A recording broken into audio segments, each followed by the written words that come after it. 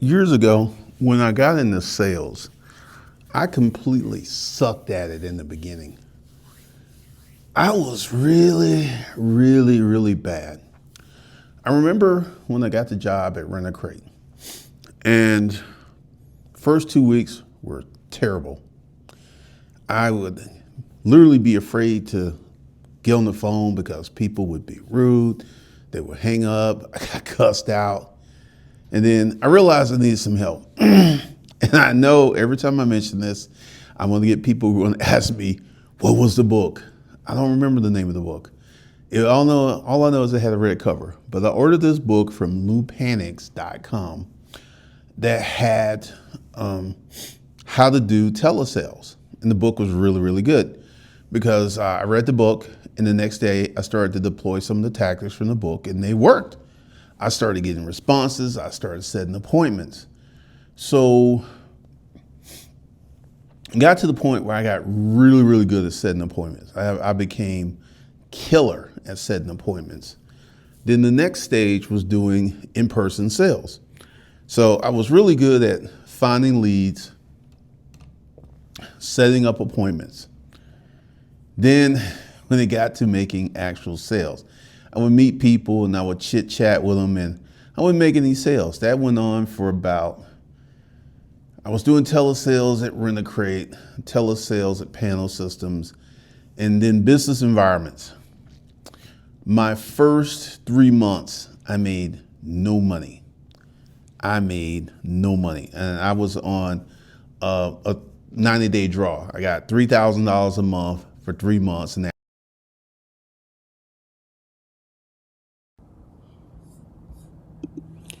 so we have the money management bundle.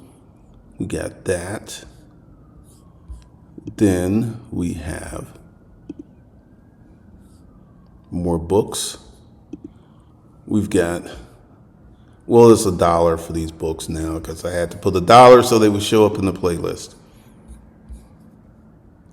Then we have here we go.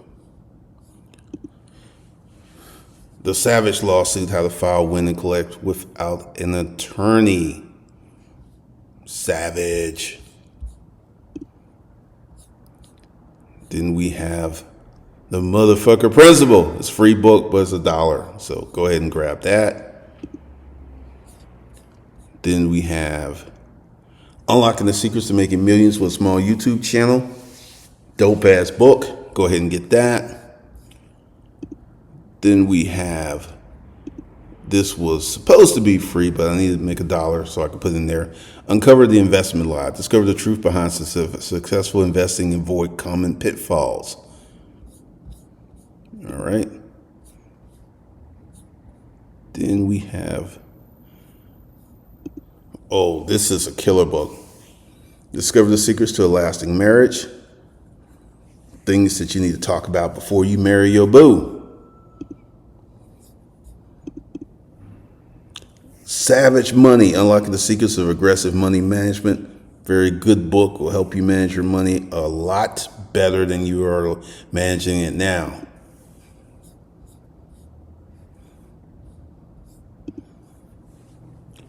Become a Sales God. Learn how to sell the right things to the right people. This book is all about sales. Things you need to do to learn how to sell stuff better. More for you. And let's see. And we got 2 more books. Unlock the Secrets of Permissionless Management. This is how to hire people. Why most people should not be hired, and how to hire the people you should hire. And Permissionless Wealth. How to build multiple businesses at the same time. A process that I'm working on right now. These are books you can get if you can't afford the courses. So right now, go ahead and check those out. After that, nothing. Fortunately for me, I had a pretty robust savings account. So the second 90 days, about 60 days into it, I started to make sales. And I remember my first sale. My first sale was, I got $58,000 because I got 50% of the net, and the project did 120,000. So I got like 58,000. And next one project I did, I got like 12,000. And then this is where life really changed. So let me kind of walk you guys through what I did to become really good at sales. Because in the beginning, I completely sucked. Number one, and this was the most helpful thing that I ever did, I went back to customers that I lost a deal on and asked them, why did I lose the deal? And I was like, look, I'll take you to lunch, whatever, and everything. People were very, very nice. It's like, well, this is what happened, and this is why we went with the other guy. And I thanked them for their time, and I just started to pull that stuff out of my sales toolkit. Number one, I chatted way too much. Chatted about stuff that had nothing to do with the sale, had nothing to do, pull that out.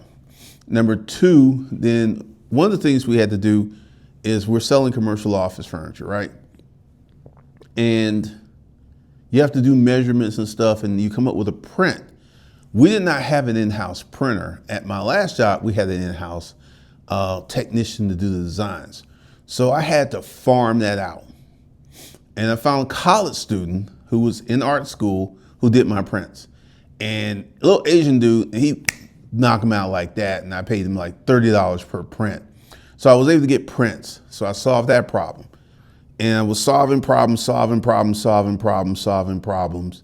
And then one day, I woke up and I realized that I had 3 deals that were going to come in. They've already agreed. We had the check deposit. So, and the thing is, you don't get paid until a deal is done.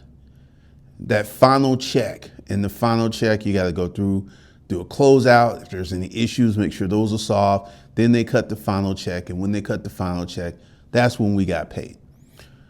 And I realized one day I was in the office, and I had 3 deals that were in process. I had 4 deals I was working on, and I had 20 deals that I was trying to set up the first appointment. And I realized that when I had a deal flow like that, 3 deals, 4 deals, 20 deals, I made money every month. I would get one check. The most checks I got in one month was 5, but I would get 1 to 5 checks per month. And this wasn't like, one of the things again to do was segregate my deals. Like certain things I just wouldn't touch, because if the profit motive wasn't big enough, I just wouldn't do it because it would take so long to get paid. But essentially, how does this help you become a better salesperson? Because in the beginning, you're gonna suck. And one of the things I would recommend is you go ahead and, number one, buy some books on sales. Number 2, actually get into sales training. You want to be in an environment where people are humping up your sales training. Because another thing that helped me was I used to listen to Lead to Feel by Earl Nightingale on my way to sales calls. When I was working, I had some really particular habits. I would not listen to regular radio. During my sales day, what was in my cassette deck, because this was before the CDs, I would listen to Earl Nightingale. I would listen to it all day. I would listen to AM radio. And that's the whole time while I was working. I wouldn't listen to any hip hop or pop music, anything like that. And then I had what's called a sales cycle, my internal sales cycle. One of the things I would do, and this is kind of crazy, I don't know if it works today, but back then I would get up at 4:30 in the morning and I would start my sales calls at from 6 a.m. to 8 p.m. Not 6 a.m. to 8 a.m., right? You'd be shocked at how many business owners I called in their office that early in the morning. And that was before their secretary came in and everything. And first of all, it was like, who's calling at 6 in the morning? It's like, hello? Because I always get those hellos like, who are you? What's going on, right? And then I would close the deal. And frequently, I would catch them at 6 before they organized their calendar. And a lot of times, I would be able to get in that day. And that was key, getting in quick, getting in early. So I would do my sales presentation. And I would say from Rent-A-Crate to business environments. We're looking at business environments. Rent-A-Crate, I learned how to do telesales. I learned how to find appointments, to find deals, make a phone call, set an appointment. That was the first part. Then I did that at Rent-A-Crate. I did that at Panel Systems. In Panel Systems, I started going out doing sales calls. Not a lot, maybe 3 or 4 a week. And then when I got the business environments, I was doing sales calls every day. And I would say it took me 6 months to become good at sales. And when I mean good, I was getting paid every month, and it was 100% commission sales job. I was getting paid every month. And what I didn't understand was that would prepare me for business ownership. Because number one, you woke up, you didn't know you were going to make any money until you got a deal. And then you had to go out and chase deals, find deals, talk to people. And then you had to become very bold. Like, I remember the time, my biggest deal, there was 3 of us working on that deal. But I was the person that asked this lady for a $1.5 million deposit check. And at that time, I had gotten really good, and I was like, oh, okay, good, we're good. So what we need is a $1.5 million check from you guys to start the whole process. And then she says, well, I got to talk to someone first. And then she talked to someone, and then 4 days later, she said, you can come by and pick up the check.